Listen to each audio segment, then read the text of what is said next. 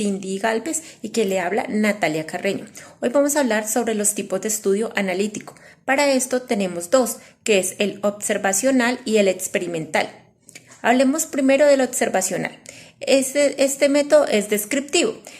Nos habla de la serie de casos. Cuando el número de casos de estudio es igual o inferior a 10, se habla de un reporte de casos. Y cuando el número es superior a 10, se considera una serie de casos. También hablamos de estudios de corte transversal.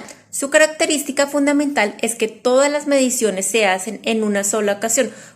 Por lo tanto, es imposible poder hacerle un seguimiento. Estudios poblacionales. Es aquella que va dirigida a una población específica. También hablamos del método analítico. Esta lo que hace es estudiar casos y controles. Para eso se toman dos, que son el estudio de cohortes, que es un grupo que forma parte de un ensayo clínico o estudio al que se observa durante un periodo de tiempo, o estudios de pruebas diagnósticas.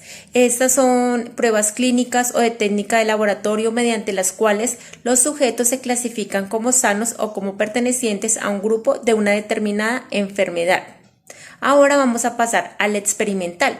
En el experimental hablamos de los ensayos clínicos con enmascaramiento y asignación aleatoria, que son una serie de medidas que se toman con el fin de que a lo largo del estudio el paciente, el médico o ambos desconozcan la asignación de tratamientos. Podemos ver un caso claro como el COVID, cuando se estaban hasta ahora patentando las vacunas, eran así, aleatorias. Ni el médico ni el paciente sabían quiénes realmente habían sido vacunados. También hablamos del estudio clínico sin asignación aleatoria.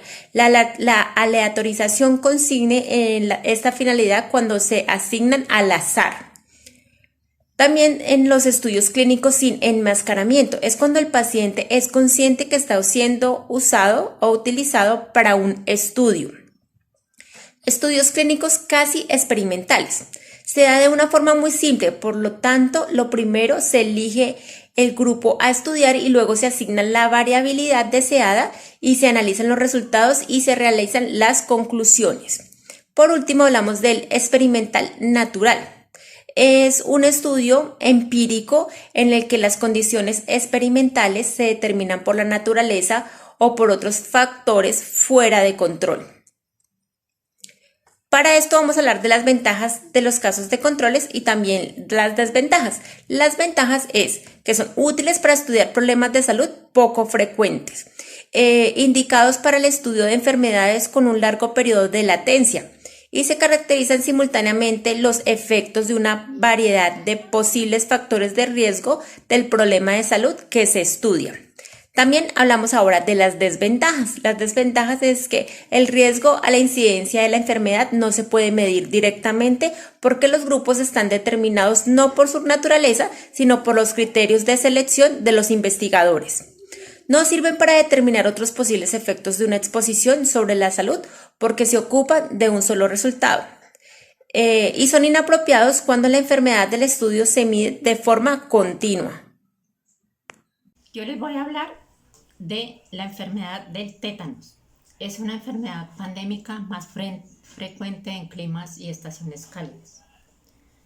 El agente de transmisión es la bacteria Clostridium tetani.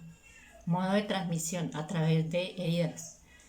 Periodo de incubación de 3 a 21 días.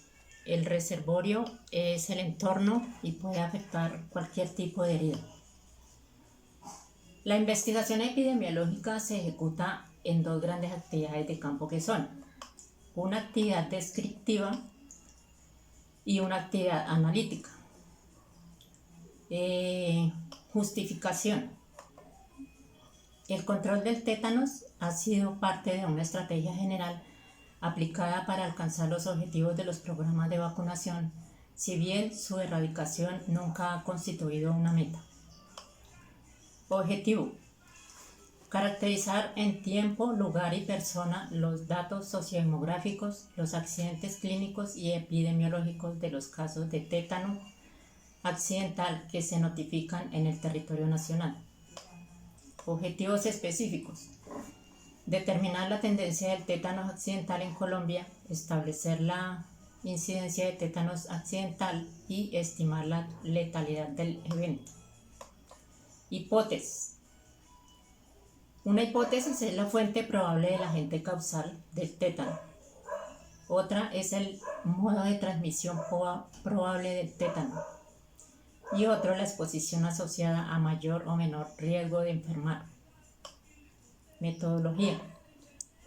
El presente estudio es analítico a través del estudio caso-control. Dentro de este estudio caso-control hay tres aspectos fundamentales que son la selección de los casos, la selección de los controles y la selección de las variables. Los datos requeridos para el cumplimiento de los objetivos de la vigilancia del tétanos accidental son la fecha de notificación, nombre del caso, edad, sexo y fecha de nacimiento, fecha de inicio de los síntomas, área de ocurrencia, país de procedencia del caso, departamento y municipio de procedencia, departamento y municipio de residencia, fecha de hospitalización, fecha de defunción, pertenencia étnica, régimen de salud y código, clasificación inicial del caso, fuente de notificación, antecedentes vacunales, datos clínicos, fuentes de infección y fecha de investigación de campo. Los datos se procesarán con relación a las fechas de vacunación, fecha de inicio de los síntomas. Se generarán tablas con información de departamentos que notifican casos y por departamento de procedencia de los casos, tablas que contengan datos sociodemográficos, clínicos y epidemiológicos. Se construirán gráficos sobre la notificación por semana epidemiológica, tendencia, cumplimiento de indicadores por departamento. La herramienta básica para el análisis de un estudio caso-control tiene los siguientes componentes.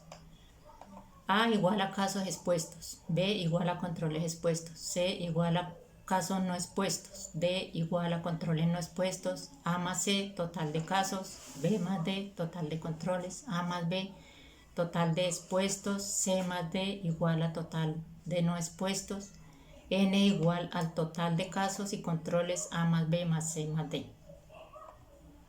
La estrategia básica del análisis del estudio caso-control en una investigación consiste en la comparación de la prevalencia de exposición al factor investigado de los casos y de los controles. Prevalencia de exposición en los casos es igual a A dividido A más C. Prevalencia de exposición en los casos controles es igual a B dividido B más D. Si el factor investigado está efectivamente implicado en la producción de la enfermedad, entonces se espera que la prevalencia de exposición a dicho factor sea razonablemente más alta en los casos que en los controles. La significancia de la asociación entre exposición y enfermedad se explora estadísticamente con la prueba de chi cuadrado, que es x al cuadrado igual a n por AD menos BC al cuadrado dividido A más C por B más D por A más B por C más D. La decisión se toma con base en el valor estadístico de chi cuadrado. Si es mayor que 3.84 se concluye que existe asociación entre exposición y enfermedad, estadísticamente significativamente al nivel del 5% de significancia y el 95% de confianza. Desde el punto de vista epidemiológico se debe cuantificar la fuerza de asociación entre la exposición y enfermedad por medio del OR, Odds Ratio, que responde a la razón de productos cruzados. El OR es una medida de fuerza de asociación análoga al riesgo relativo de los estudios de cohortes. Un OR es igual a 1 y sugiere ausencia de asociación, exposición de enfermedad. Un OR mayor de 1 sugiere exposición de riesgo. Las medidas de control específicas son las siguientes. Se recomienda campañas de educación para la salud, específicamente dirigidas a las medidas de control del brote a través de la vacunación de la comunidad. Realizar monitoreo de la situación del brote luego que se han implementado las medidas de control en la población.